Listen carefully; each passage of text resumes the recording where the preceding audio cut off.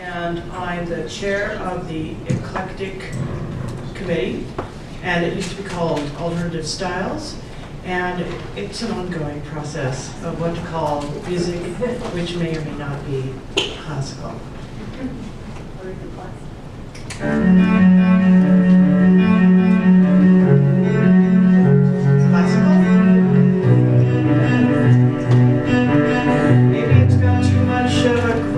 I need another story, something to get off my chest. My life is kind of boring. Need something that I can confess. Till I'm up and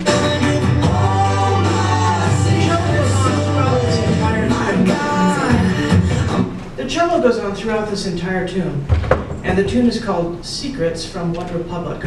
And I cannot tell you, well, I can. I think I had 8 different students come up to me and ask me how to play this tune.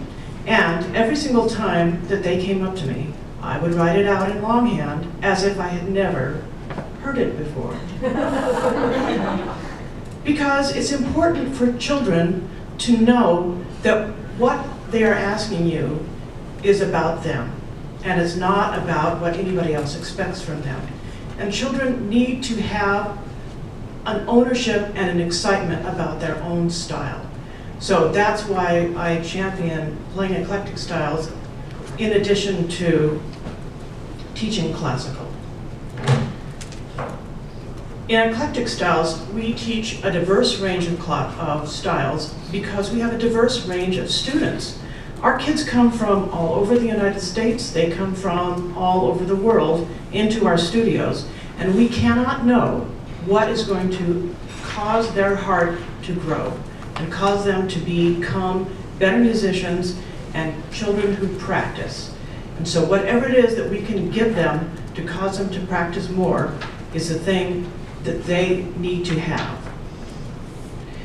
I have found that students who are given things such as a rock tune or a fiddle tune or perhaps a raga, they will do better at incorporating classical music into their daily routine as well as that other music which excites them. And who knows what's going to excite them tomorrow? Those children could also become chamber music musicians, or they could become rock musicians, or they could become singer-songwriters, or they could become folks who are out on stage with that big rock ensemble. No one knows. Traditionally, we have focused on teaching art music to our students, but we need to also continue on in teaching other kinds of musics. So I think that's pretty clear. I don't know what your studios are like, but my studio is, I have in some ways a traditional Suzuki studio, and in other ways, not at all. So I'll teach a small child how to play Twinkle Twinkle, but interspersed with whatever tune they want to play the rhythms of. So you might hear a child playing any kind of thing that they hear their parents' music. So you can't tell what that might be. It might be a Purple Haze, it might be a fiddle tune, and they're going to play the music rhythms that they hear. They can't put their fingers down yet, but they're going to be doing that on a D string or an A string or an E string. You don't know. So that's my feeling about incorporating that kind of music for children. So I really feel that having eclectic styles as part of ASTACAP is our first step in training the next generation of string players. We want them to be flexible enough to perform in continually changing professional music environments. We want them to play in community music situations which might include fiddling, which might include rock, which might include some kind of chamber music, which I don't know what it's going to be. We want them to keep string playing relevant in everyday music making, in every way. When we take eclectic styles into account when we're going to be judging, you need to know that we have been judging ASTA. In ASTA, we've had an eclectic style judging for the past decade, and the three cornerstones of that judging have been groove, incorporating improvisation, and musicianship. First of all, what is groove? Groove is rhythm. It is extremely pulse-driven rhythm. It's the kind of rhythm that you hear when you're dancing. It's the kind of rhythm that you want to have make you tap your feet. It's incredibly visceral and powerful, moving music. It will make your body move. That's what groove is. Groove must be present in any style of music meant for dancing: fiddle, jazz, blues, and rock. If the student makes you want to tap your toes, then they have succeeded in doing groove. No matter how scratchy or out of tune they might be at levels 1, 2, 3, or 4, if they have groove, then they have succeeded in playing that kind of music. The judging category for groove is rhythm. The second criteria is improvisation, which is a skill needed in bluegrass fiddling, jazz, and some types of rock and blues. Fluidity of sound in note choice, rhythm, and bowing is a hallmark of a good improviser. Obviously, our kids who are at levels 1 through 4 may or may not be good improvisers, but if they give it a go, then that is an amazing thing. What we're going to be looking for is, are they doing little questions and answers, which sound like regular music to us? So are these phrases coherent, or are they not coherent? We don't have an improvisation category yet, but until we do, I think that it may very well be that improvisation could be judged under the category of memorization, because obviously it is not written down. The final cornerstone is musicianship. Musicianship is already addressed in all ASTACAP materials: intonation, rhythm, right hand technique, and left hand technique.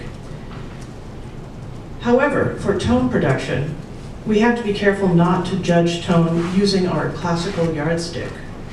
For example, vibrato.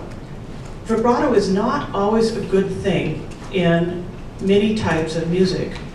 If it's at all folk-oriented, then you're not going to want to hear a classical tone.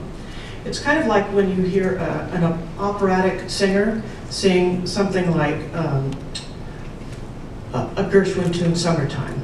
And they're singing it with a lot of vibrato and intensity of tone. And it's just amazing, and it sounds nothing like the piece should sound.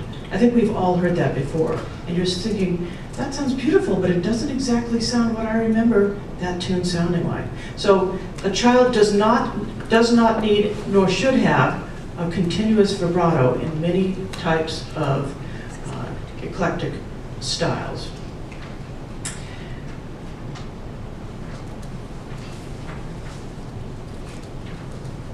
The Eclectic Styles Committee is currently writing a short how-to blogs and handouts about understanding our various styles. ASTA will be publishing these online or in our journal within the next year. Keep on the lookout for those because we have quite a few done already, and they're short, they're succinct, and they will include some YouTube clips. So I think we can all manage to think about how they might apply to our students. Wow. That's cool. Oh, it's probably the battery. Yep. I changed the battery. Okay. There's a microphone. This one?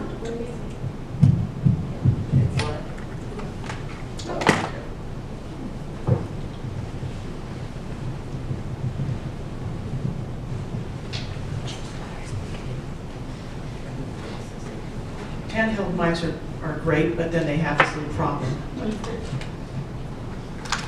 Finally, how are we going to access this music for our students? In the revised ASTA syllabus and the ASTA handbook, we list printed and online sheet music.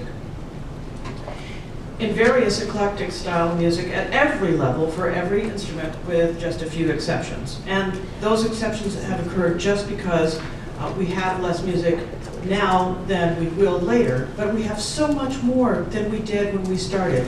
When we started a decade ago, there was almost nothing out there. And now we just have books and books and books about how to play different kinds of music. As when judging classical music, these pieces are meant to be representative. They are not mandatory.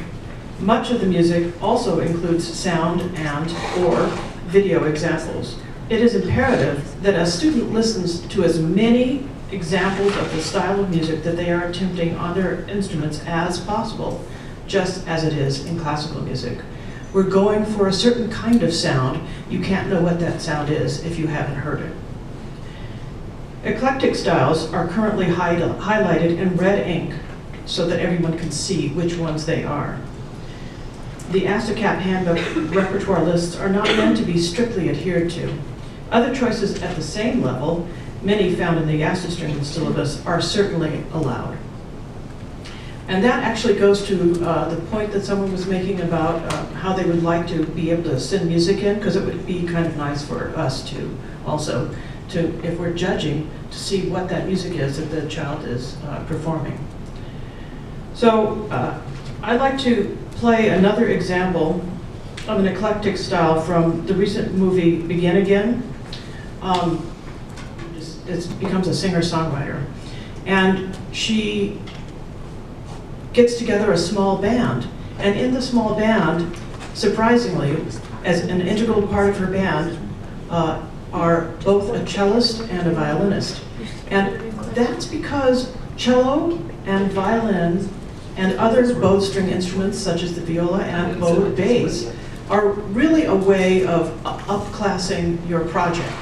And it's becoming much more normal for folks to have included in their projects, both in video and on their CD or CD-related music.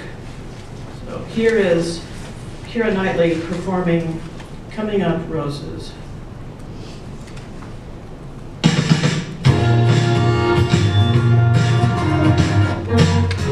Cause everything's coming up roses.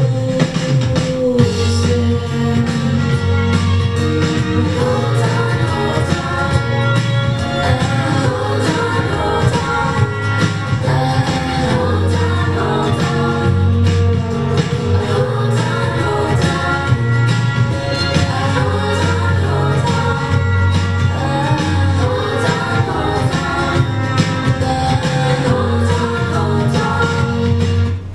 Personally, I want to see our string playing students be also the vocalist. So that's my goal for later on. Are there any questions? Yes? So, are you planning this to be like two separate certifications? Not at all. So it No, could be, so they're incorporated within. So a student who is doing both classical, traditional classical, and also some eclectic other alternative style could do. Yes, a they should closer be. etude and then also a fiddle tune. Yes, that's why we, if you look in the handbook, you'll notice that we have included examples of music that they could perform for each level. Okay. Yes, they should, ideally, I believe that we should fold eclectic styles into all styles so that we just have one thing. Later, in 10 years, I would like there not to be any difference. And we're almost there, we're so close. Anyone else? Yes? Yeah, do you have any resources on harmony in game music? In resources in game music. Well, I mean, there's plenty of things which have, so far, we just have symphonic works that I've heard people do. So the problem always is someone's got to publish it. And obviously, kids love those tunes. You know, they just want to play the music that they hear in their video games. And it's quite beautiful music, much of it. Yes. Anyone else? All right. Thank you very much.